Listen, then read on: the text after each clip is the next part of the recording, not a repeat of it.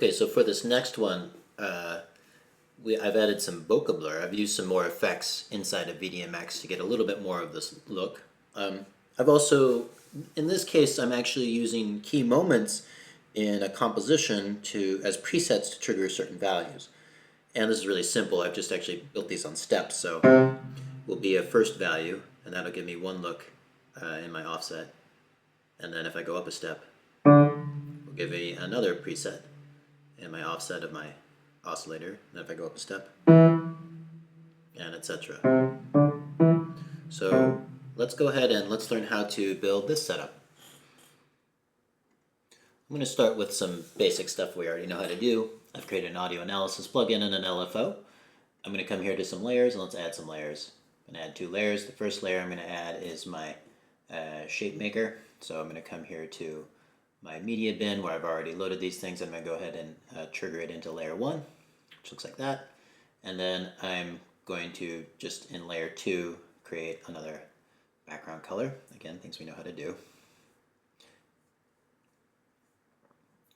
Solid color, and the solid color I'm going to choose is just black, or maybe slightly toned down a little bit. Okay, and you'll notice already I've preset this thing with some colors that I like. Of course, you guys can choose whatever colors you like. And I've already got some presets going on in here. That time in is being driven with the LFO. Ramp is being driven as this guy is connected right to there. Very good. And then let's go ahead and let's delete all these.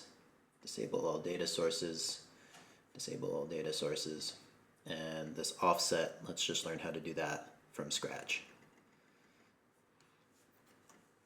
Okay, so the first one is pretty easy. Amplitude, that's actually that's just going to be our data source of our audio analysis, just as we learned to do before. And I've got some num effects chains going on this guy to just smooth it out exactly like we did before.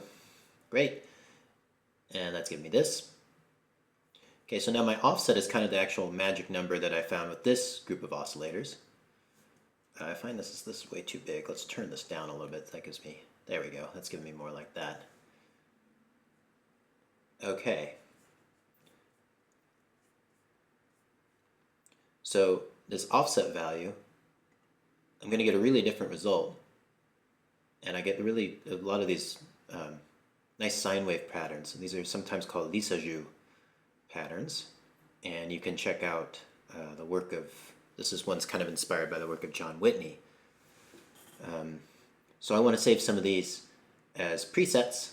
So I'm going to come into, I really like this value. Actually, this one I've landed at right here is pretty cool. These are just sine waves multiplied on top of sine waves, essentially. So this offset value here looks like it's 0.56. I'm going to press Command 2. I'm just going to come in here to presets. I'm going to add this as a preset.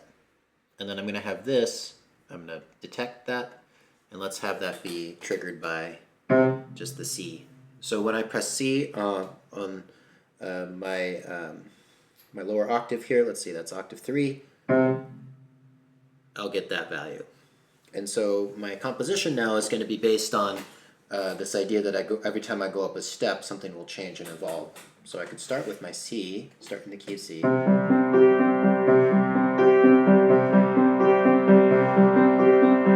Go up a step, I want something to change. So let's create another preset for D. So let's find another value that we like here inside offset. That one still looks a little random to me. Ooh, that's basically, what is that? They're all kind of piled on top of each other. Something really close. Let's see, 0.5.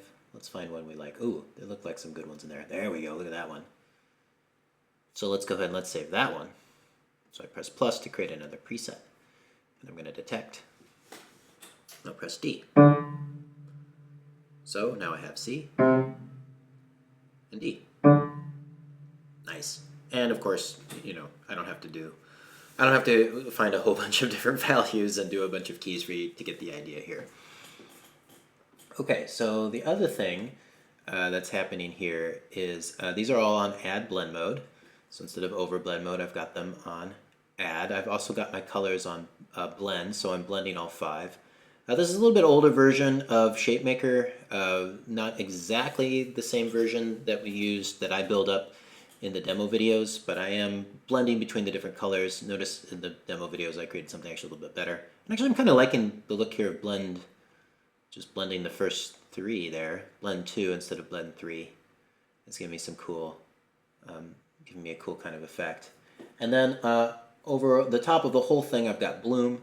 That's what's giving me that bloomed out effect, so that can be found here under load assets, and I believe it's under stylized bloom right there, bloom.fs.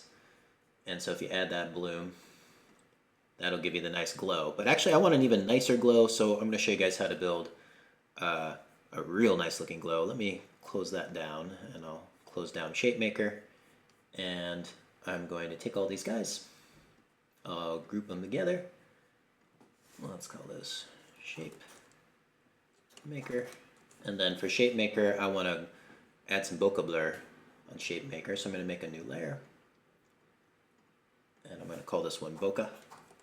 And then I'm going to make its source be the group 1.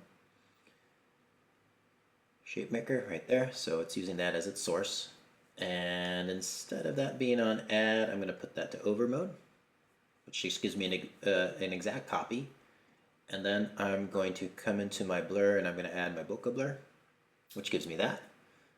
Really beautiful blur, and fairly performative. The only thing is I want to really blow these guys out, so next I need to add some color adjustment, and I got to add some contrast. I'm going to add contrast on these guys. And then I am going to add some exposure. So let's add some exposure, and let's overexpose it a little bit. Exposure adjust. There we go. And we're getting a nice, real hot look here. Maybe that's too much contrast. Again, you're going to kind of dial all these values in to kind of what you want to get the bokeh blur you're looking for. And then I want to limit it to just certain parts of the particles. So to do that, I'm going to build a layer mask, which means I'm going to need a layer for that. So I'm going to create another layer. I'm going to call this one mask. Notice we're doing a lot of the same stuff we were doing in ISF, but you can kind of see the benefit of a software interface. All this is a lot faster to make new masks and plug them into different values. The mask source, I'm going to use a gradient, linear gradient. Let's make these be the same size that I'm working. I'm going to make these just be white and black, so I'm going to go here to HSV. Something like that. So if I come here to bokeh, let me just hide bokeh so you can see what I'm making really quickly. I'm just making a gradient, see that? And that gradient then I can use to occlude the bokeh layer. So if I came here to my mask, you know, I can offset this thing left and right, say, or I can make it bigger or smaller, and I'm just going to use it to kind of as a layer mask for the layer below. So I'm going to come here to this mask, and I'm going to hide it, the opacity, and then with bokeh, I'm going to use masking, a layer mask, and the mask image I'm going to choose is the mask. And maybe this actually should be on 100. There we go. Is that occluding? And I need to turn this back up all the way. There we go, that's working now. So why do this? Check this out. Now I have this like controllable bokeh. I can actually kind of create this nice shallow depth of field effect. I'll really blow that bokeh out, that bokeh blur out. So I can say, like, if I want to have half of the particles kind of in focus and half the particles kind of out of focus. So then when I'm playing,